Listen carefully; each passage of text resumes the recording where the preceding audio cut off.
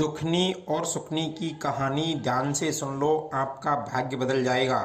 जय श्री कृष्णा मित्रों, स्वागत है आप सभी का वैदांतिक दृष्टांत यूट्यूब चैनल पर। दोस्तों, आज की कहानी बहुत ही ज्ञानवर्धक और बहुत ही महत्वपूर्ण है। दोस्तों, यह कहानी दुखनी और सुखनी दो बहनों की है। ये कहानी आपके लिए बहुत ही महत्वपूर्ण होने वाली है।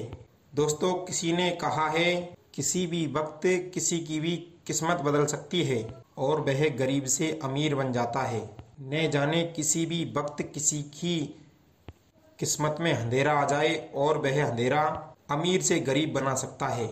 दोस्तों, इसके बारे में कोई भी नहीं जानता, इसलिए कहा जाता है कि किसी की गरीबी को देख करके मजाक नहीं बनानी चाहिए, किसी गरीब इंसान को देख करके हंसी नहीं उड़ानी चाहिए, किसी दुखी को देख करके हंसना नहीं चाहिए। हमें कुछ पता नहीं होता कि वह गरीब आदमी, वह दुखी इंसान की कितनी सी देर में अमीर बन सकता है, और पता नहीं कि तुम हंसने वाले अमीर आदमी कितनी सी देर में ही गरीब बन सकते हो।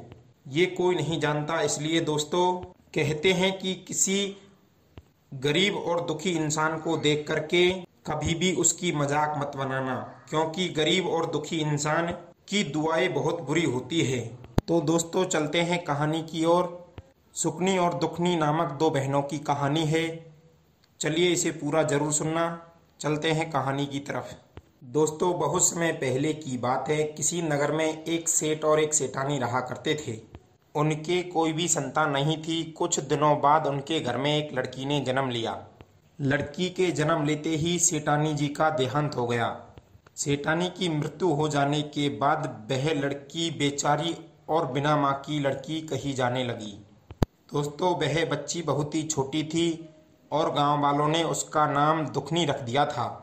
वह बच्ची बहुत ही छोटी थी, इसलिए गांव वाले उस सेठ से जाकर कहते थे कि तुम इस छोटी बच्ची से काम कैसे करवाओगे। तुम हमारी बात मानकर ऐसा करो कि दूसरी शादी कर लो। मित्रों, पहले तो सेठ जी ने बहुत मना किया, लेकिन गांव वालों के दबाव के कारण उसने दूसरी शादी कर ली, क्योंकि गांव वालों को पता था कि सेठ जी इस लड़की की अच्छी तरीके से देखभाल नहीं कर पाते और उन्हें माँ का प्रेम भी नहीं दे पाते, इसलिए दबाव बनाया था। जब सेठ जी दूसरी शादी करके अपनी दूसरी पत्नी को घर पर लाता है तो वह उस लड़की को, दुखनी नाम की लड़की को नहीं अपनाती है। वह दुखनी से प्यार प्रेम नहीं करती है। धीरे धीरे बच्ची थोड़ी समझदार हो जाती है। इधर मित्रों, सेठ जी की दूसरी पत्नी के भी एक लड़की पैदा हो जाती है। उस लड़की का नाम सुखनी था। दोस्तों, इधर उस सेठ जी की दूसरी पत्नी अपनी सगी बेटी से बहुत प्रेम करती थी और सौतेली से बिल्कुल भी नहीं करती थी, और वह अपनी बेटी के लिए अच्छा अच्छा खाना लेकर आती थी और सौतेली बेटी को बासी खाना खिलाती थी। अगर सेठ जी अपनी दूसरी पत्नी से कुछ कहते तो वह मरने की धमकी दे देती थी, इसलिए बेचारे सेठ जी चुपचाप ही रह जाते थे। वह अपना काम से काम रखते, अपनी दूसरी पत्नी से कुछ नहीं कहते थे। दोस्तों, धीरे धीरे सेठ जी की दोनों बेटियां जवान हो जाती है। अब सेठ जी अपनी दूसरी पत्नी से कहते हैं कि अब हमारी बच्ची जवान हो चुकी है और अब ये शादी योग्य हो गई है, इसलिए हमें अब इनकी शादी कर देनी चाहिए। कोई अच्छा सा घर देख करके इनका विवाह कर दें। मित्रों, इतने में ही सेठ जी की दूसरी पत्नी बोली कि मेरी बात को ध्यान से सुनना। दुखनी के लिए कोई गरीब परिवार ढूंढना, और यदि तुमने मेरी बात नहीं मानी तो मैं अपनी जान दे दूंगी और तुम्हारी जान भी ले सकती हूँ, तुम्हारी जिंदगी बर्बाद कर दूंगी। मित्रों, सेठ जी को अपनी पत्नी के मरने का डर था, इसलिए वह जिस प्रकार उसकी पत्नी कहती उसी प्रकार करते थे। बेचारी दुखनी को बहुत ही गरीब परिवार में शादी करके भेज दिया और सुखनी की शादी अमीर परिवार में की थी। मित्रों, दुखनी के ससुराल वाले बहुत ही गरीब थे। उसका पति कुछ भी काम धाम नहीं करता था, वह घर में ही पड़ा रहता था। कुछ दिनों तक तो यह सही सलामत चलता रहा, लेकिन कुछ समय बाद उसके घर में रोटियों के भी लाले पड़ने लगे। अब तो दुखनी के बाल बच्चे भी हो चुके थे। अब दुखनी ने अपने मन में विचार किया, इस प्रकार कैसे चलेगा, ये तो कुछ कामदान करते नहीं है, अब तो मुझे ही कुछ करना पड़ेगा। दोस्तों, बेचारी दुखनी घर घर जाकर के किसी के घर में पोंछा लगाती तो किसी के घर में झाड़ू लगाती। इस प्रकार कार्य करके अपने बच्चों का पेट पालने लगी। इतनी मुसीबत आने पर भी उसने अपने भगवान से भरोसा नहीं छोड़ा। वह अपने मन में सोचती थी कि भगवान जो करता है वो अच्छा ही करता है और हमेशा भगवान पर विश्वास करती थी। किसी दिन मेरे भी अच्छे दिन आएंगे, ये सोचकर वह अपने मन को तसल्ली देती रहती थी। मित्रों, एक दिन क्या होता है, उसकी छोटी बहन सुकनी उसके घर घूमने के लिए आती है। सुकनी अपनी बहन दुखनी से कहती है कि बहन, तुम दूसरों के घर जाकर काम करती हो तो क्यों ना तुम मेरे घर आकर काम कर लिया करो, जिससे मैं तुम्हें कुछ रुपये पैसे दे दिया करूँगी और साथ में खाना भी दे दिया करूँगी। दोस्तों, दुखनी ने कहा ठीक है, मैं तुम्हारे घर पर काम करने के लिए आ जाया करूँगी। इतनी बातचीत है। इतनी बातें करके मित्रों वहाँ से सुकनी चली जाती है। दूसरे दिन दुखनी अपनी बहन के यहाँ पर काम करने के लिए चली जाती है और उसका सारा काम करती है। तभी सुकनी बचा हुआ खाना दुखनी को दे देती है। दोस्तों, इस तरीके से कई दिनों तक चलता रहा। दुखनी अपने बच्चों को सुकनी के यहाँ से बासी खाना लाकर खिलाती रही और साथ में सुकनी उसे थोड़े बहुत रुपये भी दे देती थी। दोस्तों, एक दिन छोटा सा त्योहार आया तो उसमें दुखनी के बच्चों ने कहा कि माँ, हमें कुछ आज अच्छा खाने का मन कर रहा है, हम बासी खाना नहीं खाएंगे, बहुत दिन हो गए हैं, आज मौसी के घर से कुछ अच्छे पकवान लेती आना। दुखनी ने कहा ठीक है बेटा, मैं तुम्हारी मौसी से कुछ अच्छा मांग कर ले आऊंगी। दोस्तों, इधर वह सुकनी के घर जाती है और पकवान बनाती है। तभी वह सुकनी से कहती है कि बहन, मेरे बच्चों ने मुझसे आज कुछ अच्छा खाने को मांगा है, थोड़ा सा अच्छा खाना दे दो जिससे मेरे बच्चे खुश हो जाएंगे।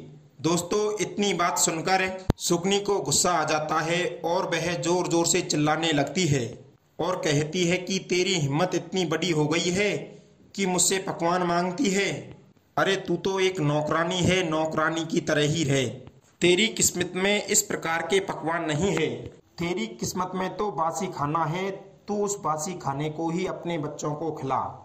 मित्रों, उसे इस प्रकार बहुत ही उल्टा सीधा सुनाती है। इतना सब कुछ सुनकर बेचारी दुखनी अपने घर लौट आती है और अपने घर में बैठकर रोने लगती है।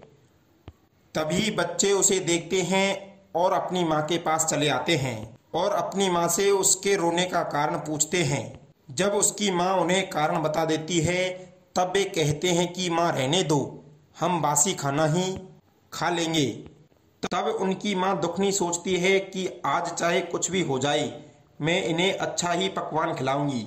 मित्रों, इतना सोचकर दुखनी जंगल की ओर चली जाती है। उसने अपने मन में सोचा कि जंगल में जाकर लकड़ियां इकट्ठा करूंगी और लकड़ियों को बेच करके सामान लाऊंगी और अपने बच्चों को अच्छे अच्छे पकवान बनाकर खिलाऊंगी। यही सोचकर वह जंगल की ओर जाने लगती है और जंगल की ओर जाते जाते उसे रास्ते में एक गाय मिल जाती है जो कि अपने बच्चे को जन्म देने वाली थी। गाय दर्द से बहुत जोर से चिल्ला रही थी और दर्द के मारे बहुत ही परेशान थी। जब गाय ने अपनी बगल में से दुखनी को जाते हुए देखा तभी उसने दुखनी से कहा कि आप मेरी कुछ सहायता कर दो जिससे मेरा बच्चा जल्दी से जन्म ले ले। दोस्तों, दुखनी से भी गाय का दर्द देखा नहीं गया। उसने भी उस गाय की सहायता की और गाय ने एक बछड़े को जन्म दिया। गाय की सहायता करके दुखनी आगे चल जाती है तो आगे जाकर उसे एक नागिन दिखाई देती है और वह नागिन अपनी कैंचड़ी बदल रही होती है। उसे अपनी कैंचड़ी बदलने में बहुत परेशानी हो रही थी। दुखनी ने जब नागिन को देखा तो जब नागिन ने दुखनी को अपने पास से जाते हुए देखा तो उसने दुखनी से कहा कि बेटा मेरी कुछ मदद कर दो। तभी दुखनी ने उस नागिन की मदद कर दी और नागिन ने अपनी कैंचड़ी आसानी से उतार दी। फिर दुखनी आगे की ओर बढ़ जाती है तो आगे जाकर दुखनी की मुलाकात उस वन की देवी से होती है। वन की देवी बुढ़िया के रूप में वहीं पर बैठी मिलती है और दुखनी को अपनी ओर आते हुए देखकर वह वहीं पर और दुखनी को अपने बगल में होकर जाती हुई देखकर वह दुखनी से कहती है कि बेटी, मेरे हाथों और पैरों में बहुत जोर से दर्द हो रहा है, जरा तुम इनको दबा दो। दुखनी उनके हाथ पैरों को दबाने लगी। थोड़ी देर तक दुखनी के हाथ पैर दबाने के बाद वह बनकी देवी कहती है, रहने दो बेटी, मुझे आराम मिल गया है। इतना कहकर वहां से वह चल देती है। इतने में ही वह बूढ़ी माता कहती है कि हे बेटी रुको। बूढ़ी माता कहती है कि बेटा, मेरे पास में यह एक पोटड़ी है, तुम इसे ले जाओ। मित्रों, जब दुखनी ने उस पोटड़ी को खोलकर देखा तो उस पोटड़ी में सोने, चांदी, हीरे जवाहरात थे। दुखनी कहती है कि माताजी, ये तो आपके हैं। तभी वह बूढ़ी माँ कहती है कि तुमने मेरी सहायता की है, इन्हें तुम ले जाओ और इस थैले को भी तुम ले जाओ। जब दुखनी ने उस थैले को खोलकर देखा तो उस थैले में अनाज था। दुखनी खुशी खुशी उस पोटली को और अनाज के थैले को लेकर के अपने घर की ओर चल देती है। फिर आगे अपने घर की ओर जाते समय उसी रास्ते में उसे वही नागिन फिर से मिलती है और वह नागिन दुखनी से कहती है कि आपने मेरी सहायता की है, इसलिए मैं तुम्हें यह मणि देती हूँ, इसे तुम अपने घर में ले जाकर रख देना, जिससे तुम्हारे घर में धन धान की कोई कमी नहीं रहेगी।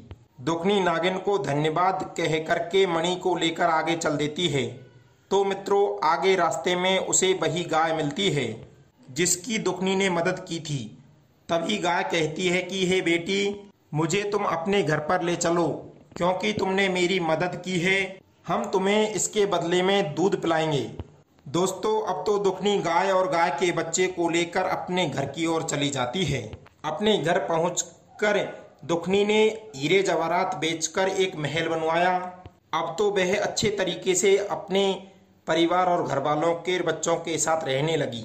मित्रों, बहुत दिन हो गए। तब दुखनी ने सोचा कि पता नहीं सुकनी के मन में क्या चल रहा है।